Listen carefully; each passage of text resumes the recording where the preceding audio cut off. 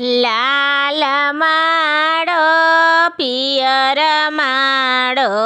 रतने जरावल माडो आरे माई माडवा के बास धैले आपन भैया नाएना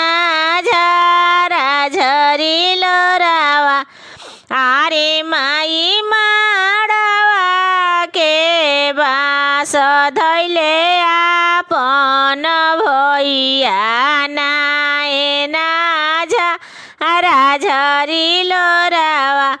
आरे माई ऐसन सुन्दर बहिना केकरा पर सौंपबी के पति पाल करी घोड़ावा चढ़ल अइले दुल्हा कवन दुल्हा आरे सरवा ऐसन सुन्दर बहिना हमरा पर सौंपना